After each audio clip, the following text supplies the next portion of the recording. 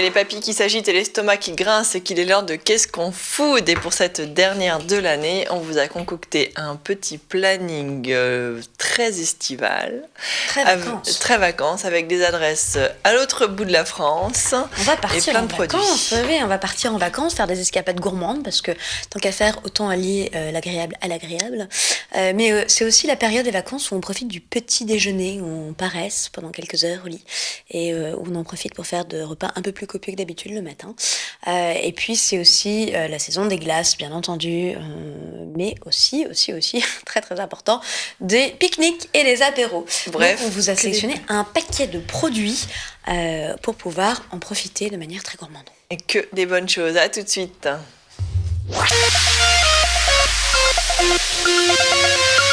Alors Isabelle, on part dans le sud de la France. Tout à fait. On commence avec une destination de vacances un peu romantique. Hein. Je vous déconseille d'y aller avec les enfants. Laissez-les donc chez leurs grands-parents. Ou tout seul. Exactement. Très bonne idée, Mathilde. Nous partons au Beau-de-Provence, à Ousteau de Baumanière. Ousteau de Baumanière est à la fois un hôtel avec spa et un restaurant 2 étoiles, situé donc au Beau-de-Provence, dans le sud, en Provence, dans un cadre absolument magnifique puisqu'on est entouré des Alpilles, ces montagnes du sud. Donc un cadre idyllique avec évidemment un spa absolument fantastique, ciselé, des piscines extérieures. Est-ce qu'on a le chant des cigales avec? On a le chant des cigales le matin quand on se réveille. De très belles chambres, bien évidemment, parce qu'on est dans un hôtel. Dans un hôtel de luxe, hein, relais et château. Donc vraiment un endroit raffiné qui est en fait sur 2 sites. On a à la fois Ousteau de Baumanière où on a donc le restaurant 2 étoiles, et puis juste à côté El Cabro d'Or, ça veut dire la chèvre d'or, là où il y a le plus de chambres et les piscines, le spa. Donc en fait les deux sont pas très loin, on va de l'un à l'autre. Un complexe assez agréable. À la tête de ce lieu magique et hors du temps, un homme assez incroyable, Jean-André Charial, un sacré personnage. Oui, vraiment, une forte personnalité, un grand chef aussi, hein, avec un parcours impressionnant. Et puis, il a été rejoint récemment par Glenn Viel, La Relève, qui donc aujourd'hui est à la tête des cuisines et continue à faire perdurer l'esprit de Baumanière. On part tout de suite à la rencontre de Jean-André Charial, qui va nous raconter un peu l'histoire de Baumanière. Je suis arrivé à Baumanière en 1969, donc j'avais 24 ans, j'ai l'âge de Baumanière, enfin du restaurant. C'est un restaurant qui a été créé par mon grand-père maternel, Raymond Thuillier. En 1942, il est tombé amoureux de ce lieu, il a acheté ce lieu masse. Il a décidé d'ouvrir un restaurant ici au Beau-de-Provence. C'est Georges Pompidou qui a inauguré Baumanière en 1946. Il était adjoint au commissaire au tourisme à l'époque. Il connaissait bien les Beaux parce qu'il avait été prof à Marseille. Et on est devenus amis avec mon grand-père et grâce à lui, on a eu, quand il était président de la République, on a eu un certain nombre de voyages officiels, la reine d'Angleterre notamment, le tennis à Hoping, le Shah d'Iran, etc. Et il commence à créer un établissement à l'écart des axes routiers avec tout ce qui fait aujourd'hui la caractéristique d'un relais de campagne ou d'un relais château. Et puis l'affaire se développe. Il y a une première étoile en 49, une deuxième en 52, une troisième en 54. Jean Cocteau vient tourner le Testament d'Orphée dans les carrières des Beaux ici en 57-58. Ça devient un endroit connu où il faut s'arrêter quand on va de Paris à la Côte d'Azur. Moi, je sors d'HEC en 67 et mon grand-père me demande, qui avait à l'époque un peu plus de 72 ans, me demande si je veux venir le rejoindre. Je passais pratiquement toutes mes vacances ici. J'adorais cet endroit et j'étais aussi fasciné par les gens que mon grand-père recevait. Et donc, donc je suis venu, je me suis occupé un peu de ses affaires et très vite j'ai eu envie de faire la cuisine parce que d'abord qu'à l'époque, tous les patrons des 3 étoiles étaient des cuisiniers. Et je lui ai dit qu'il fallait construire, puis ça me plaisait. Puis moi, j'ai jamais eu de passion pour la gestion propre et la comptabilité encore moins. Et Bon, et ce qui m'intéresse en fait, c'est de créer. Et donc très vite, j'ai eu envie de faire la cuisine, donc je suis allé faire un tour chez Trois Gros, chez Chapelle, chez Berlin, chez Bocuse, chez Girardet. Je faisais ça l'hiver et l'été, je revenais travailler avec mon grand-père qui était à la cuisine là, et qui me tapait sur les doigts. Là. Non, je rigole, mais voilà, donc on a travaillé ensemble 25 ans. Et puis il est mort en 93, à l'âge respectable de 97 ans. Et depuis avec ma femme, on a continué à œuvrer. Là. La caractéristique de Beauvanières, c'est un endroit, les gens disent que c'est mythique, c'est magique, etc.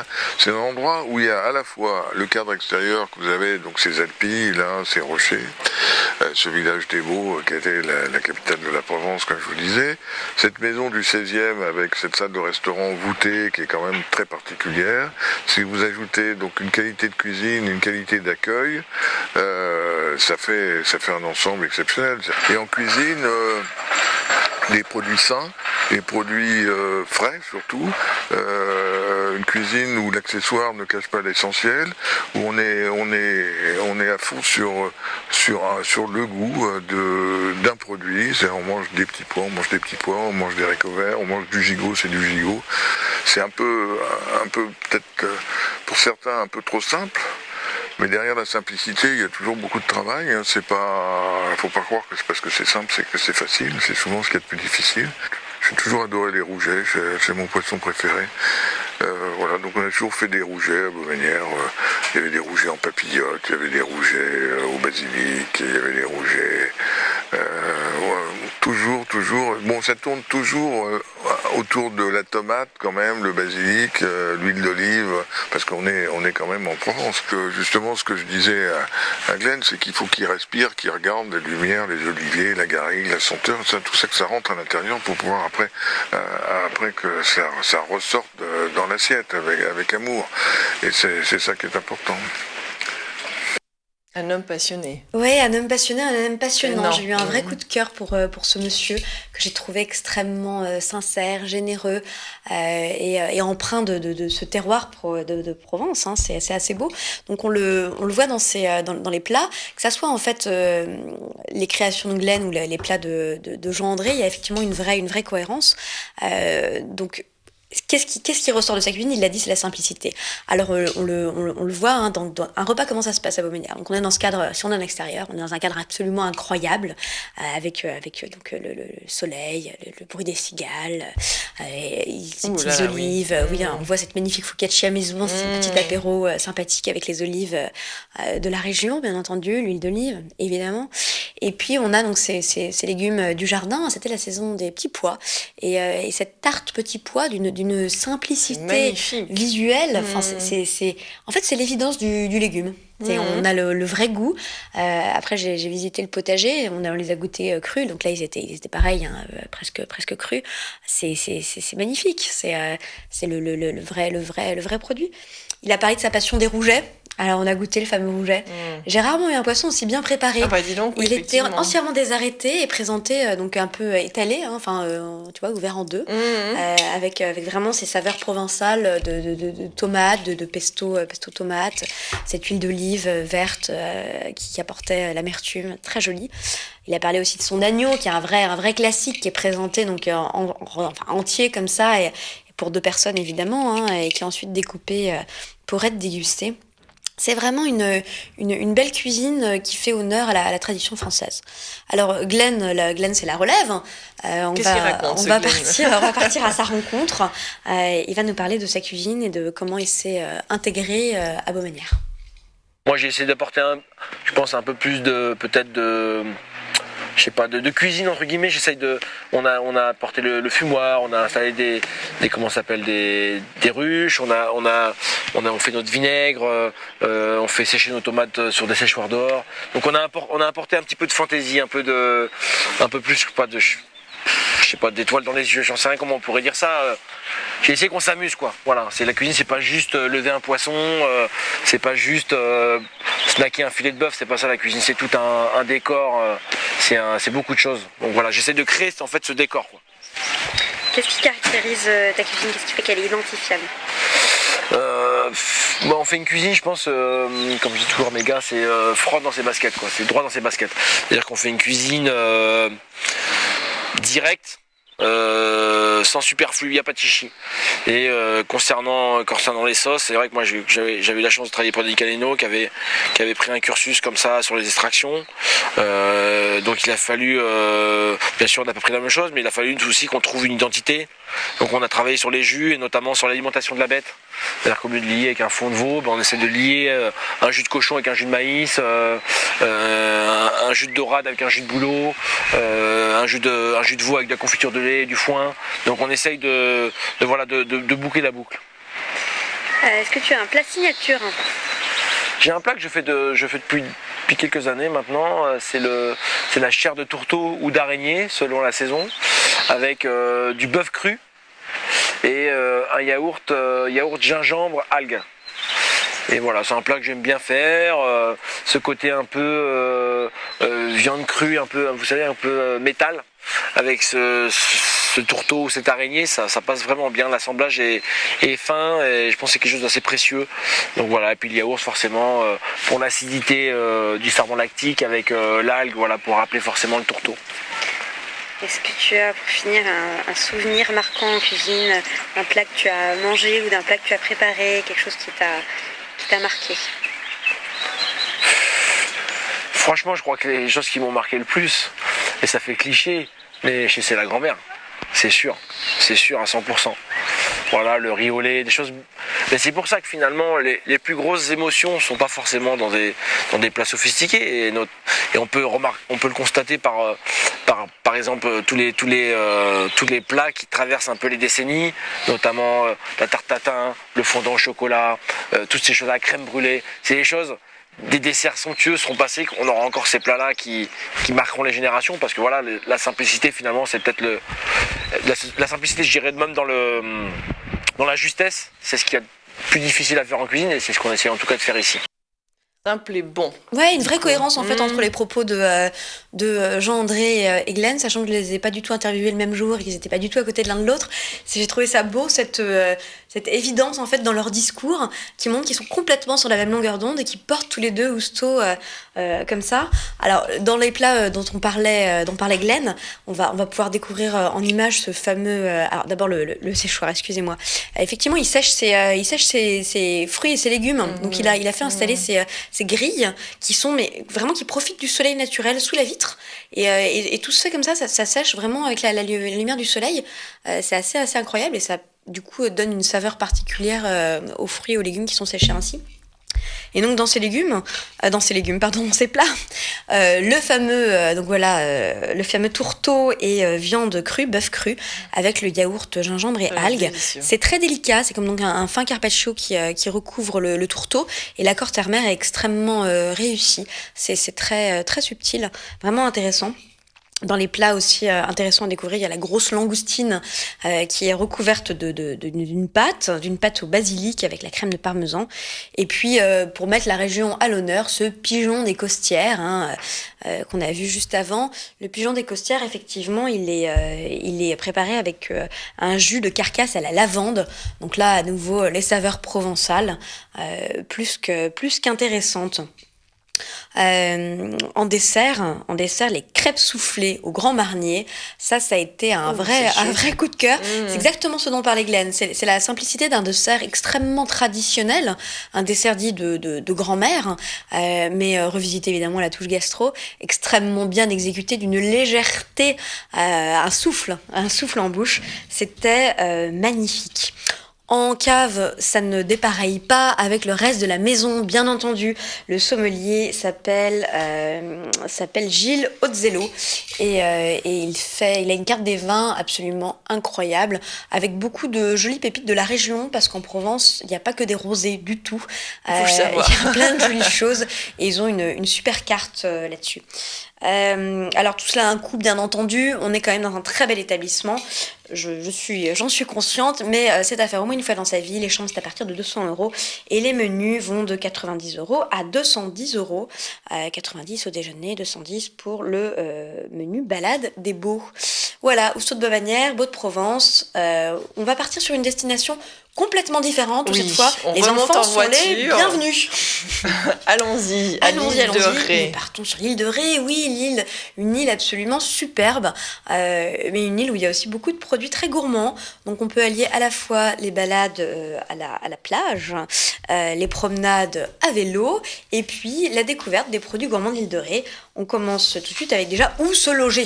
Mais où se loger ? Où dormir. Alors, on va à l'hôtel Atalante 4 étoiles, c'est à Sainte-Marie-de-Ré. C'est clairement le plus bel hôtel de l'île. Oui, j'ai des goûts de luxe, je l'assume. Il y a un spa, il y a une cuisine gastronomique qui vaut le détour et surtout un travail des produits régionaux magnifique. Le chef s'appelle Arnaud Thierry et on le voit avec cette huître juste pochée qui donc met en avant l'huître pleine mer de l'île de Ré, mais il y a aussi des plats à base d'œufs et d'émulsion de pommes de terre. Alors ce plat c'était très délicat parce que l'œuf était juste cuit, il y avait l'émulsion de pommes de terre, puis la petite pomme de terre en lamelles, et puis ce jus en dessous à l'encre de sèche. C'était un joli plat très intéressant. Et puis il travaille aussi l'agneau là aussi avec des pommes de terre. Vous l'avez compris, c'était très très pommes de terre pour ce menu. Le but était de nous faire découvrir la pomme de terre grenaille de l'île de Ré. C'était réussi jusque dans le dessert. Le pâtissier m'a complètement bluffé avec un dessert fraise pommes de terre ça, qui est juste mais complètement délirant. Il avait fait aussi bien une crème à la pomme de terre que des chips de pommes de terre, que des tuiles pommes de terre. Et avec la fraise, il y avait une gelée aussi au cognac. Ça marchait extrêmement bien. C'est très joli dans l'assiette en tout cas. C'était vraiment une farandole de couleurs là. Étonnant, surprenant. Encore chapeau au pâtissier de l'hôtel Atalante. Une fois qu'on a bien dormi, qu'on a pris un bon petit déjeuner, qu'on part se promener dans l'île de Ré, on rencontre les producteurs et nous avons bien sûr la pomme de terre, la fameuse pomme de terre grenaille de l'île de Ré, celle que vous achetez chez votre primeur, qui est un peu plus cher que les autres, mais c'est normal, il y a beaucoup de boulot. Vous voyez, tout est fait à la main, tout est trié à la main, ramassé puis empaqueté dans ces très très jolies boîtes bleues. Alors c'est la vraie boîte de la pomme de terre grenaille de l'île de Ré, de la cave Coop. Alors en fait, il faut savoir que sur l'île de Ré, il y a une cave Coop qui regroupe 20 producteurs et à côté, il y a juste un producteur indépendant. Et donc cette pomme de terre île de Ré que vous pouvez trouver, c'est la variété Alkmaria. Elle est soit moyenne, soit en grenaille. Alors il y a aussi des huîtres, bien entendu, des huîtres pleine mer. Le producteur que nous avons rencontré nous l'a expliqué. La numéro 3 est la plus consommée par les Français parce que c'est la plus petite. Vous savez, la 0 est la plus grosse, la 3 est la plus petite. Parce qu'on en a plus dans son assiette. Peut-être. Moi, je les aime bien charnues, mais c'est vrai que les gens les préfèrent assez fines. L'huître pleine mer, il va nous l'expliquer après, elle n'est pas affinée. Mais c'est un gros boulot par contre, il faut 3 ans pour avoir une huître. À l'île de Ré, on trouve aussi des oursins. Il y a un seul producteur d'oursins en France, les autres les pêchent.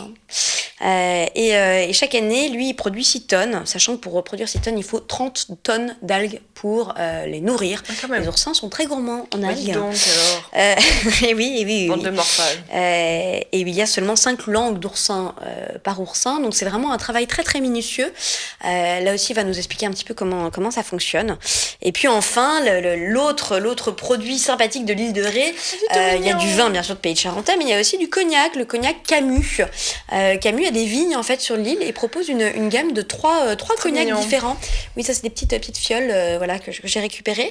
Donc l'avantage, c'est que le terroir de l'île de Ré avec les embruns iodés donne cette caractéristique iodée au cognac. Ils ont aussi, donc on le voit, un chai sur l'île, et là aussi le fait d'avoir les cognacs qui vieillissent sur l'île apporte une tonalité différente et très saline au cognac. Nous partons tout de suite à la rencontre des producteurs.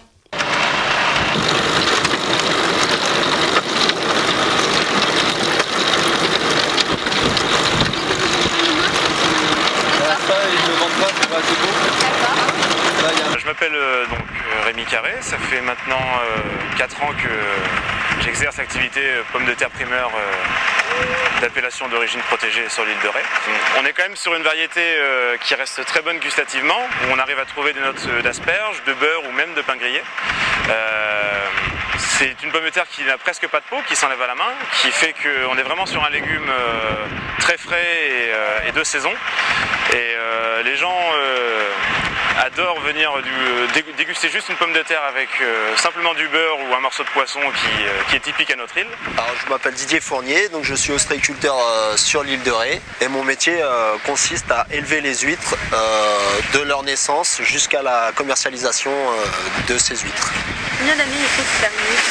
Alors pour avoir une huître qui est commercialisable, il faut 3 ans. 3 ans de culture sur laquelle l'huître va grandir et aussi se reproduire. Alors comment vous travaillez justement ce produit, comment vous le faites grossir? Alors ça, on est amené à faire en sorte à ce que les marées... on travaille en dépend des marées en fait. Donc les marées changent tous les mois et pendant les grandes marées, on va aller ramener nos huîtres le plus loin en mer pour qu'elles grossissent rapidement. Et ensuite, on va gérer ce grossissement, les ramenant au fur et à mesure au bord pour aussi qu'elles s'engraissent. Vous faites des huîtres pleine mer, c'est quoi Oui. la différence avec des films spéciales? Alors la différence, c'est que nous, on ne va pas apporter d'affinage à cette huître-là. L'affinage peut les faire soit maigrir en marée, donc les fines de clair, ou alors après les spéciales, les faire aussi s'engraisser en marée. Et moi, j'amène le produit naturel, à l'état brut, on va dire un peu, de la mer. Yvan Le Gall, donc je suis éleveur d'oursins. Alors l'élevage des oursins, c'est quelque chose qui reste assez délicat. C'est une technique en fait qui a été mise au point dans les années fin 70, début 80 par mon papa qui était enseignant-chercheur, prof de biologie marine. Et donc il a travaillé lui 20 ans sur l'oursin. Donc il a mis cette technique d'élevage au point. Donc moi j'utilise sa technique. On a amélioré, on a simplifié, je dirais. On a mis tout simplement à l'échelle d'une entreprise sa façon d'élever les oursins. Donc moi il me faut 3 ans pour élever les oursins. Les oursins ont une fécondation externe. Donc les femelles vont pondre leurs œufs dans le milieu naturel. Les mâles pondent les spermatozoïdes. Et ensuite on a la fécondation donc dans l'eau. On a une petite phase larvaire qui va durer une trentaine de jours à peu près. La larve se métamorphose, on va obtenir un petit oursin qui fait moins d'un demi-millimètre de diamètre. Et donc il me faut ensuite 3 années d'élevage pour les emmener jusqu'à une taille commerciale. Alors durant cette phase de croissance, en fait, ils vont manger des algues. Donc je ramasse moi à peu près 30 tonnes d'algues pour nourrir mes 6 tonnes de production annuelle. Et on a ensuite comme débouché, on va vendre de l'oursin frais bien sûr. On va en transformer une grosse partie. Donc on transforme l'équivalent de 5 tonnes à peu près en conserve. On a beaucoup d'épiceries fines qui travaillent avec nous. On a certains chefs qui travaillent avec cette conserve.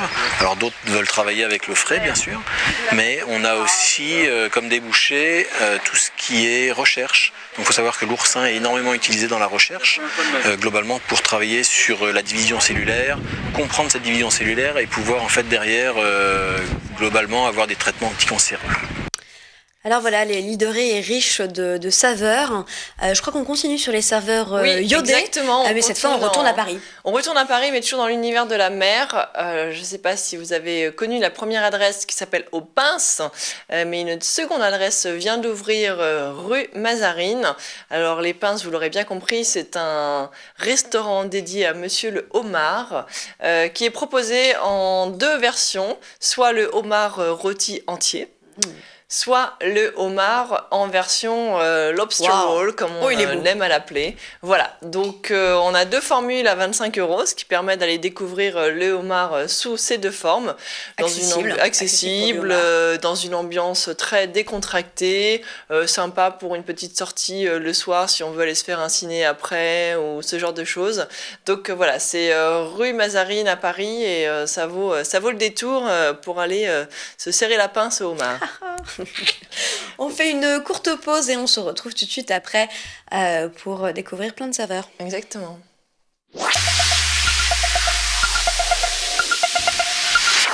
Alors comme il fait chaud sur le plateau, on a chaud, voilà, c'est ça, on a très chaud. Envie de glace, c'est l'été, on a envie de glace. Allez. Et du coup on va aller découvrir ça. On commence tout de suite avec des nouveautés de Snickers et Twix. Vous les avez sûrement déjà goûtés. Ces Snickers et Twix glacés. Ils viennent de sortir 2 nouvelles saveurs. la saveur noisette pour le sneaker, sachant que d'habitude c'est à la cacahuète, et la saveur cappuccino pour le Twix, donc avec une crème glacée au cappuccino. Je sens que c'est en train de légèrement fondre à l'intérieur, mais nous allons quand même, voilà, mais nous allons quand même les déguster. Ne nous reculons devant rien. On se sacrifie pour vous. C'est ça. Alors, tac.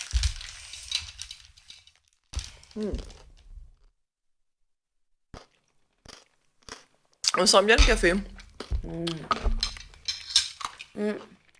Alors, moi je suis fan du Snickers. Parce que la cacahuète, je trouve que parfois c'est un peu trop salé, un peu trop fort, puissant. Et avec la noisette, c'est super gourmand. Peut-être un peu plus sucré du coup. Parce qu'il y a caramel plus noisette. Mais moi, clairement, le Snickers noisette, c'est mon gros coup de cœur. Le Twix cappuccino est bon aussi, mais je suis moins amatrice de café, c'est peut-être ça aussi. Oui, mais il est très. Je trouve qu'il y a des bonnes saveurs. Ouais. C'est pas trop puissant. Et que c'est bien relevé aussi, je trouve. Bon, petite glace sympathique à manger. Du coup, nous on va les finir parce que sinon elles vont complètement inonder le plateau. À manger cet été. Vous les retrouvez bien entendu en grande distribution. C'est au prix de 2,80 €. J'arrive à l'attraper celui-là. C'est vrai qu'on se régale. Hein. Il y a un côté un peu pan de food quand même. Oui, d'accord. On aime bien ça. On aime bien ça. Exactement. Alors, de ton côté, tu as des glaces plus artisanales. Exactement. Alors, imagine, si vous êtes un gros foodie passionné comme nous, que vous connaissez tous Gontran Charrier. Un Gontran Charrier avait notamment une émission à la télé sur la boulangerie. C'est un boulanger installé à Paris. Un boulanger installé à Paris, et pas Japon. que d'ailleurs, exactement. Et qui du coup a sorti pour cet été des glaces particulièrement intéressantes dans les saveurs, avec miel, pavot et zeste de citron. C'est original ça. Sésame noir. Et moi j'ai lin brun. Et lin. Alors ça change. Qu'est-ce que peut bien goûter une glace au lin? Bien le lin. Oui. Le sésame, j'adore. On sent vraiment le sésame. Le lin, vous connaissez peut-être pas, mais c'est une graine assez douce, qui a un côté un peu presque miel. C'est très bon au lin. Il y a ce côté, note de miel.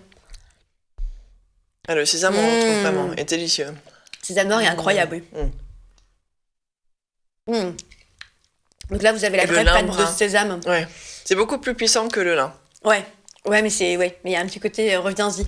Quand vous avez déjà sûrement goûté la glace au sésame noir dans les restaurants asiatiques. Généralement, elles sont pas terribles. Là, c'est très là, très c'est bon. vraiment très très très très bon. Bon, faut quand même le sésame noir parce que c'est puissant, mais miel, pavot et zeste de citron. Plus classique celui-là, finalement. C'est des saveurs qu'on connaît peut-être mieux. Quoique.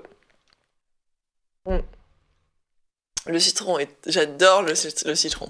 On a d'abord le miel et en fait on a le zeste de citron qui arrive à la fin. Mais c'est vraiment zeste de citron, c'est pas la glace au citron, c'est le zeste de citron. Et c'est très pas mal. Ouais. C'est très réussi, je trouve, en termes de saveur. Alors en termes de surprise, je dois avouer que c'est quand même le lin brun qui me plaît le plus. Et après le sésame noir. Ouais, moi ce sera le sésame en premier. Ouais. Le sésame noir, je connaissais déjà, je connaissais mieux la saveur, mais c'est très bon. Ouais, en glace, c'est impressionnant.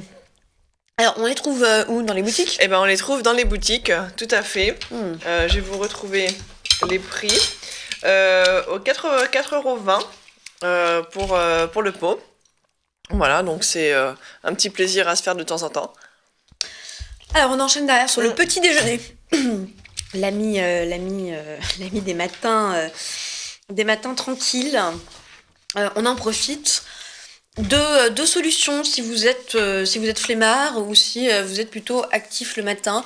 Et la solution flemmard consiste à se faire livrer. Oui. Et ça, on aime beaucoup. Et ça, on aime bien, de se faire livrer. On trouve ça assez agréable. Et finalement, il y a des services qui proposent aussi bien pour les particuliers que pour les professionnels, si vous avez des petits déjeuners au bureau. Ça s'appelle Up Deli. C'est tout nouveau. Et Up Deli, ça livre en fait des petits déjeuners gastronomiques. Pourquoi on a beaucoup aimé? C'est parce qu'en fait, tout est livré avec la vaisselle. En porcelaine. Vaisselle en porcelaine. Oui, une belle vaisselle, pas la vaisselle en carton pourri. Donc quand vous avez un petit déj et professionnel... les couverts également. Oui, il y a tout. Il y a vraiment tout. Ça a de la gueule quand même, parce qu'il y a aussi bien le thermos de café, du café quand même, l'arbre à café d'Hippolyte Lebas, il y a des petits jus frais Ulti, il y a les viennoiseries de chez Frédéric Lalosse, qui est quand même Moff boulanger, c'est le seul maître boulanger membre du Collège culinaire de France. Qui a 26 ans d'ailleurs, quand il est très jeune. Il a été Moff à 26 ans, je pense qu'il il était Moff à 26 ans, je pense qu'il est un peu plus vieux maintenant.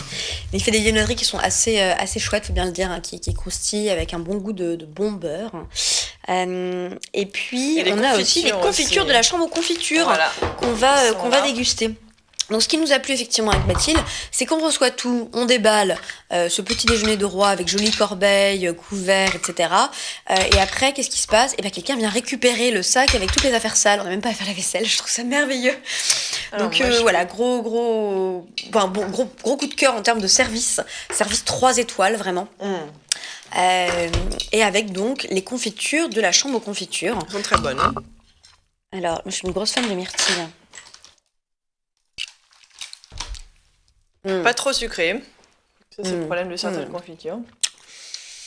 Donc, un service 3 étoiles, comme un petit déjeuner de palace finalement, avec des grands noms. On va se faire sous la couette. On va se faire livrer sous la couette, ou en réunion, mais c'est vrai qu'en réunion, c'est quand même moins sympa.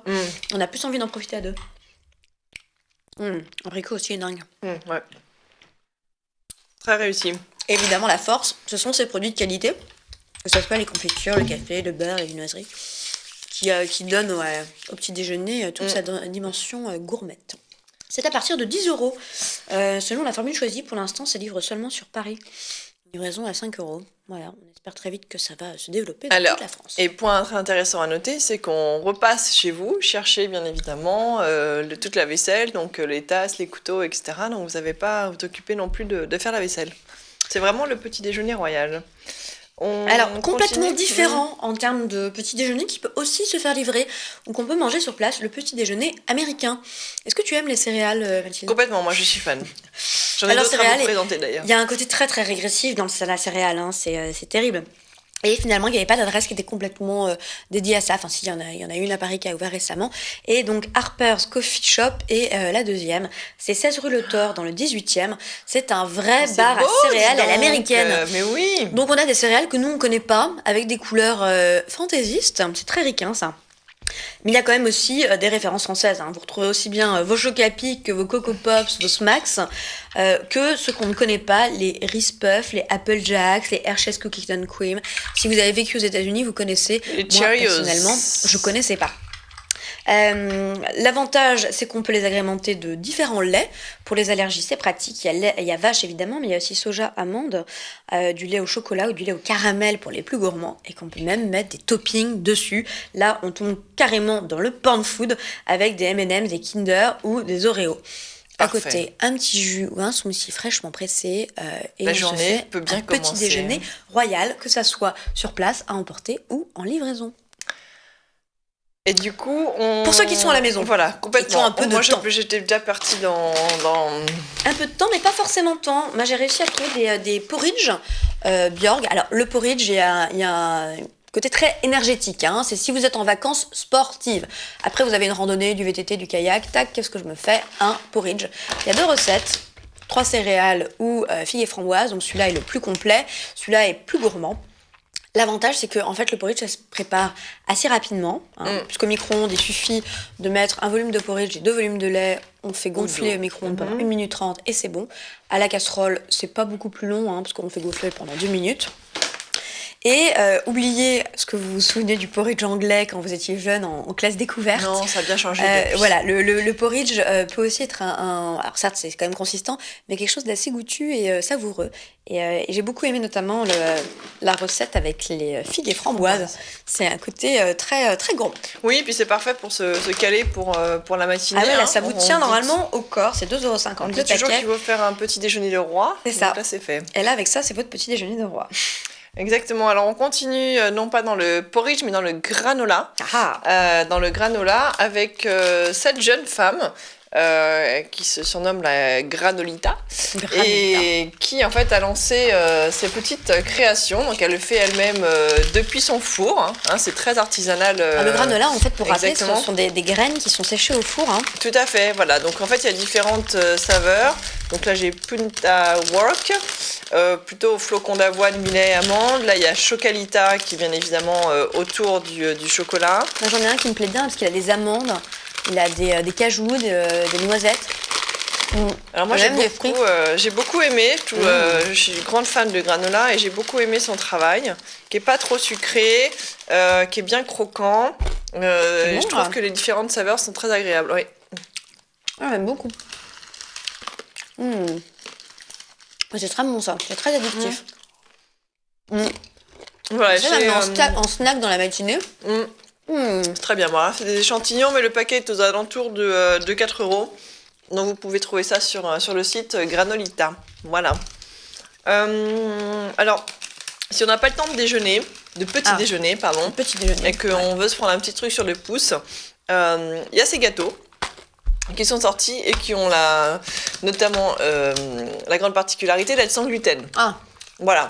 Alors en plus ils ont joué sur le packaging avec ces petits personnages. Donc là on a Super Pépite, là on a Monsieur Chocolatier et là on a le financier. J'ai bien goûté le financier. Financier. On a une bonne tête. Voilà. Oh, regardez comme c'est choupinou. Et les emballages ils sont trop mignons, donc c'est parfait pour les enfants. Adorable. S'ils se sont levés un peu tard et que vous aussi, et que c'est la course pour aller à l'école. Et que vous êtes intolérant au gluten. Alors, je sais pas, je serais facile à ouvrir. Alors, c'est un financier solide.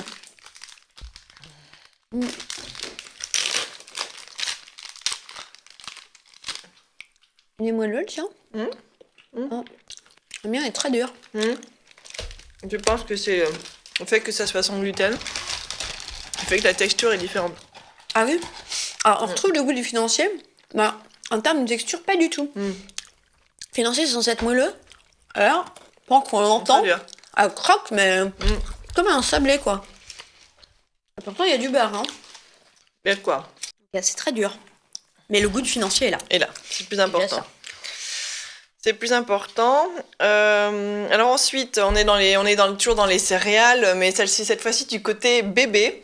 Parce que eux aussi ils ont droit à leur petit déjeuner de champion, avec notamment Good Food qui a sorti cette version du muesli mais à la fraise.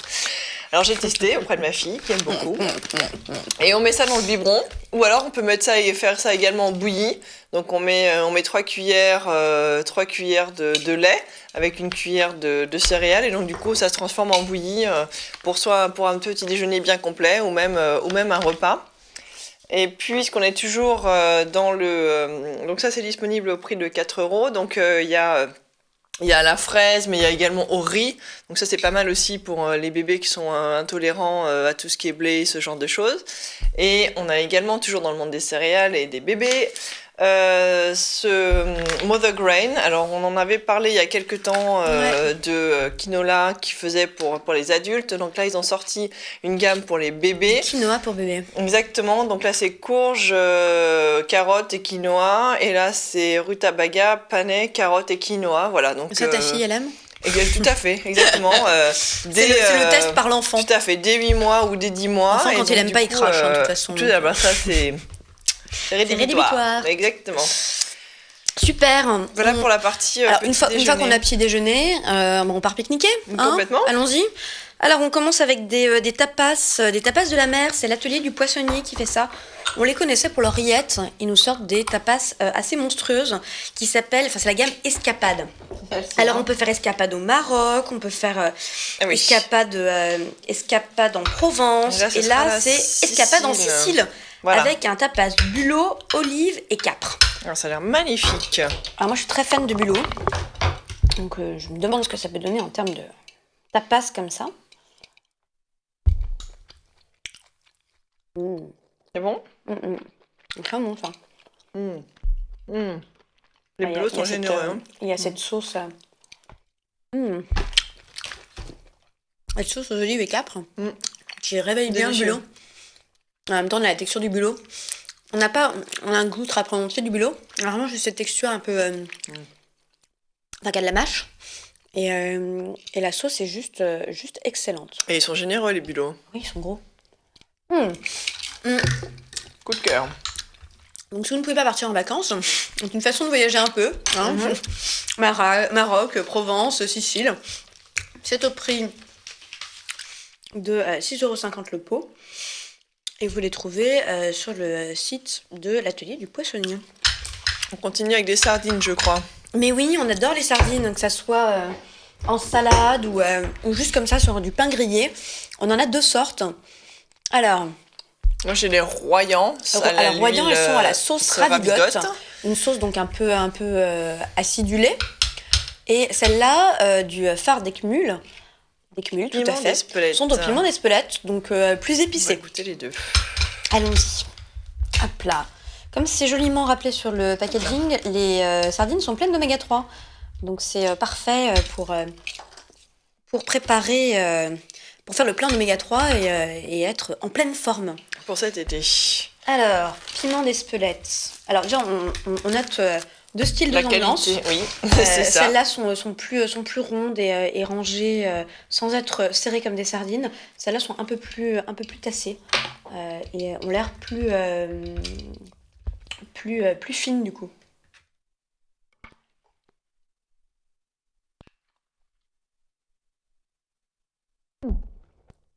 Elles sont assez douces. Oui, je veux dire, Ouais. c'est très délicat. Alors, un peu en fond de bouche quand même. C'est un peu épicé, mais c'est très délicat. Pour ceux qui sont pas fans du côté très fort et puissant de la sardine, Il faut pas avoir peur. celles-là sont extrêmement douces en termes de goût. Et le piment d'Espelette vient juste relever. Réveiller, oui, complètement. C'est excellent ça. Alors, on passe à l'autre, piment d'Espelette. Donc, on voit, elle est beaucoup moins épaisse. Hein.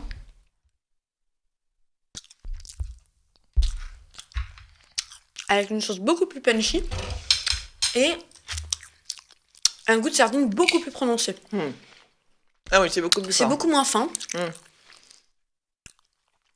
Perso, je préfère largement la phare d'Eckmühl. Je la trouve beaucoup plus douce. Je suis assez d'accord. Beaucoup plus raffinée. Le côté ravigote, c'est un peu rentre dedans. Ça révive bien. Ça réveille, mais je trouve ça moins délicat. Alors que celle au piment d'Espelette est vraiment excellente. Elle a un côté vraiment... c'est de la sardine gastronomique, quoi. Alors, les deux sont au même prix. 3,50 €, mais finalement, vous avez vraiment deux styles, deux ambiances. Hein, aussi bien quand vous l'ouvrez que quand vous la goûtez. En revanche, ça baigne dans l'huile dans les deux cas.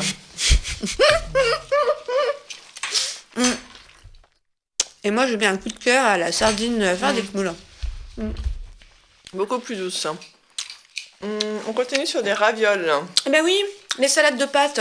Mais la salade de pâtes, on a envie de la rendre un peu plus funky que d'habitude. L'incontournable des Donc au lieu de faire une salade avec des macaronis ou des tortillas, en fait une salade avec des ravioles. Mais oui. Et là c'est une nouveauté, elles sont à l'emmental cru. Il faut savoir que la raviole, donc c'est vraiment un produit typique de la Drôme, qui doit être fait selon un cahier des charges assez précis, avec 70% de fromage dans sa composition. Normalement, il y a du fromage frais avec le côté ciboulette. Et là, finalement, on est sur quelque chose de plus doux parce qu'elles sont uniquement à l'emmental. Donc, pour, par exemple, les enfants qui n'aiment pas trop quand il y a des herbes, comme justement le persil, la ciboulette, là, on va être sur quelque chose de beaucoup plus doux. Et en même temps, nourrissant et qui fait une salade, enfin, qui peut constituer une salade de pâtes assez gourmande. Beaucoup moins, je dirais, léger, un peu plus... consistant. Oh, de quoi caler l'après-midi, c'est très bien. Et puis après, on fait la sieste. Le célèbre taboulé, bien entendu. Bah oui.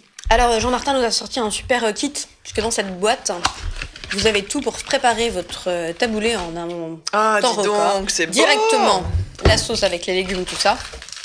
Et la semoule. Donc, c'est pas le taboulé déjà tout fait, d'accord. Non, vous préparez, vous mettez au frais pour... Et en fait, on met directement le contenu du bol sur la semoule. Et ça gonfle tout seul. On met au frais et on a son taboulé. Donc ça, c'est quand même très chouette quand vous partez avec une grande famille. Parce qu'il y a 2 tailles, le petit, le grand. Et que le grand est à 4,40 €. Alors après, si vous êtes... le kit de l'apéritif. Ouais, si vous êtes fan de produits provençaux, il y a un super site qui s'appelle Typique Provence. Là, le site ne ment pas. On trouve plein de produits provençaux, provençaux.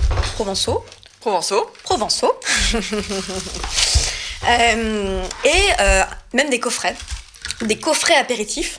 Donc un coffret apéritif, qu'est-ce qu'il y a dedans? Alors les croquettes Provence, en différentes saveurs, sur lesquelles on peut tartiner les tapenades, bien sûr, la verte et la noire, mais aussi mousse de sardine, caviar d'aubergine au pastis. et les fameuses olives pitcholine. Qu'est-ce que tu as envie de goûter, Mathilde? Alors moi, je voudrais goûter Sur un petit croquet? la mousse de sardine au pastis, complètement. Sur un croquet aux olives, aux tomates ou au pistou?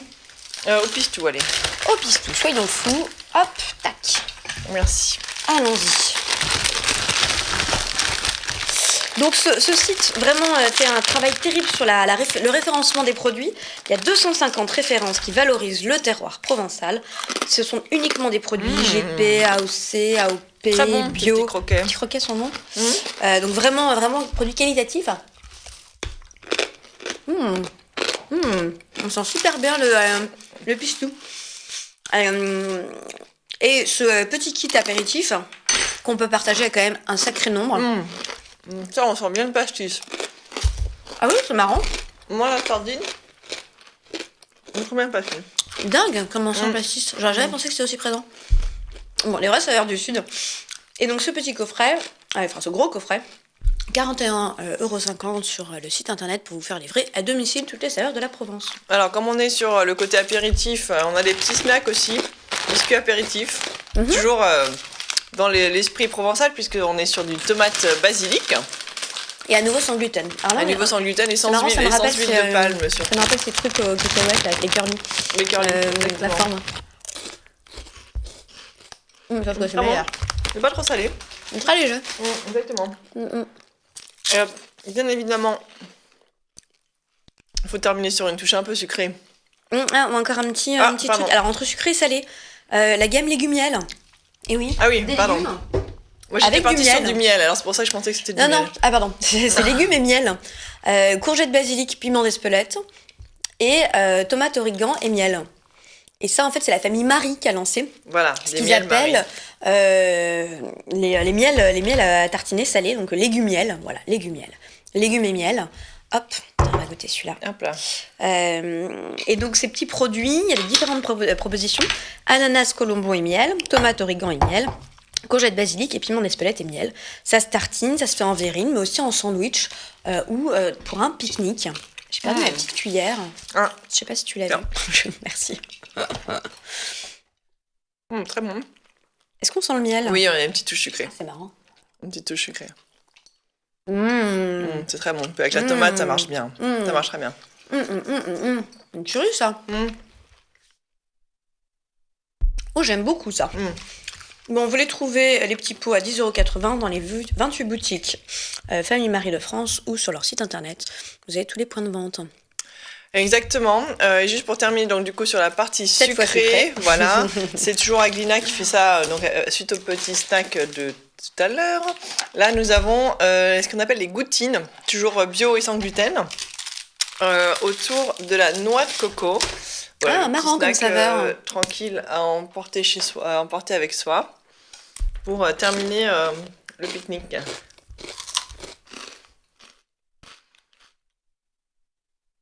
Bon, moi j'aime beaucoup, mais c'est un poil trop sucré, je trouve. La pâte noix de coco il est un peu trop présent. Oui, le goût de la noix de coco est particulier. Ça fait comme une espèce de crème, un genre de Nutella mais à la noix de coco. C'est un peu fort. Oui, c'est assez... je suis pas convaincue, mais bon. La goutine. Peut-être que les enfants aimeront. Exactement. Et justement, en parlant d'enfants et avant de voir de quoi s'hydrater, les enfants, bien évidemment, les petits-enfants vont chez leurs grands-parents cet été. Ah bah oui, bien sûr. Et là, c'est le drame. Qu'est-ce qu'on fait? Donc, au secours, mes petits-enfants débarquent dans ma cuisine. Donc, c'est un livre de recettes, mais pas seulement, puisque vous pouvez aussi... il y a des idées bricolage et tout pour les occuper. Bricolage pour les occuper. Voilà, comment travailler les fraises. C'est la Bible du grand-parent heureux avec ses petits-enfants. Voilà, tout à fait. Donc, c'est aux éditions Plume de Carotte et c'est au prix de 19 €. On fait une très courte pause et on vous parle de quoi s'hydrater.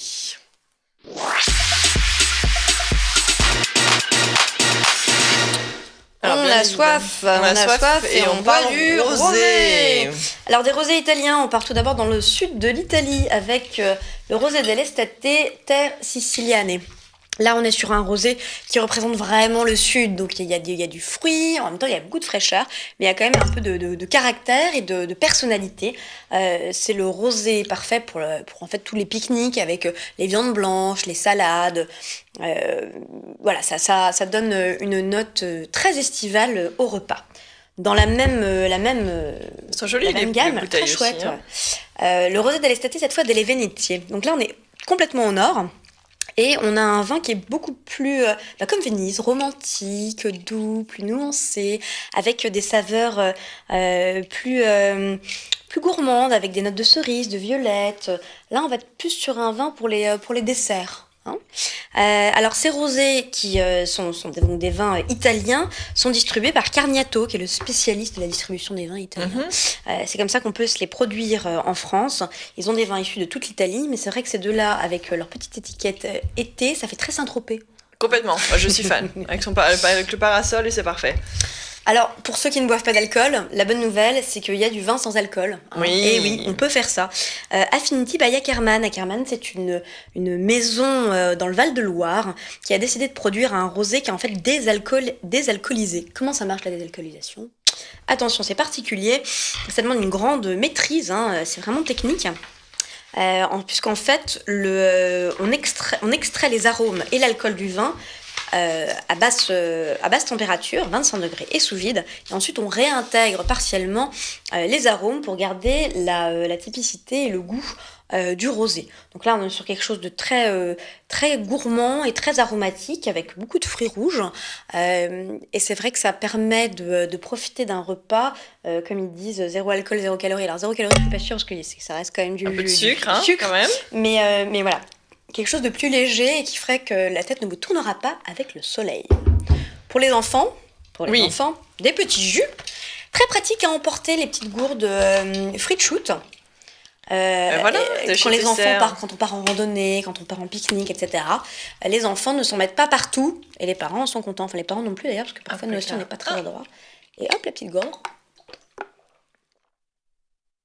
Très bien. Le iced tea classique qu'on pêche connaît. mangue, c'est super bon. Iced tea, ouais. Et là, c'est iced tea. Très Il y a bien. une petite note acidulée, c'est excellent. Et ça désaltère. Et l'iced tea pas trop sucré. C'est parfait. Beaucoup moins sucré que l'iced tea qu'on peut connaître. Excellent. Et ces petites choses, vous les achetez 1,85 €, les 4 petites gourdes. Voilà. Et alors, pour terminer sur cette émission très estivale, bien évidemment, on ne vous a pas oublié pour vos sorties. Et 2 sorties à ne pas oublier cet été. Le festival de Cahors, qui a lieu bien évidemment à Cahors, du 1er au 3 juillet, et qui réunit un certain nombre de chefs d'animation, de cours de cuisine, également leur fameuse grande tablée avec ces grands repas gourmands. Donc du coup, à profiter du 1er au 3 juillet à Cahors, et bien évidemment c'est ouvert à tous, donc les enfants peuvent également y participer. À faire en famille. Et autre sortie à faire en famille, la Cité du Chocolat. Alors je ne sais pas si vous connaissez la marque Valrhona, mais ils ont ouvert depuis quelques temps la Cité du Chocolat, qui a ouvert ses premières portes il y a 1 an et demi. Alors jusqu'à présent il y avait le rez-de-chaussée qui était ouvert, très intéressant parce qu'on découvre tout l'univers du chocolat, comment est fabriquée une tablette de chocolat, la différence entre le chocolat noir, le chocolat au lait, le chocolat blanc, clients, etc. C'est passionnant, c'est très interactif. On déguste aussi tout du long de Bien entendu. de la visite. Charlie et la chocolaterie. Exactement. Et là, ils viennent d'ouvrir le premier étage qui ouvre tout récemment, là, au 1er juillet. Et alors, le premier étage, on est plutôt sur la possibilité de prendre des ateliers, de prendre des cours de pâtisserie. Il y a également une brasserie qui a été signé par Frédéric Beau, et donc du coup on découvre des plats accessibles d'ailleurs au prix de 9 € à base de chocolat. Donc on peut avoir un parmentier à base de chocolat, ce genre de choses. On a également tout un espace un peu multimédia, on découvre tout l'univers de la marque, donc c'est très intéressant et très ludique à faire. Voilà, donc c'est à Tain-l'Hermitage entre Lyon et Valence. C'était un beau programme qu'on vous a concocté pour cet été. Là, vous pouvez pas dire que vous manquiez pas d'idées. Exactement. Que ça soit pour cuisiner, que ça soit pour vous promener, pour partir en vacances. Les vacances, c'est très proche. On vous les souhaite très très belles, pleines de soleil. D'ici là, vous nous retrouvez comme d'habitude sur les box et sur les réseaux sociaux pour voir les replays cet été. Il y en aura, on vous abandonnera pas. Et puis, on espère à la rentrée. Et très bonne dégustation, régalez-vous.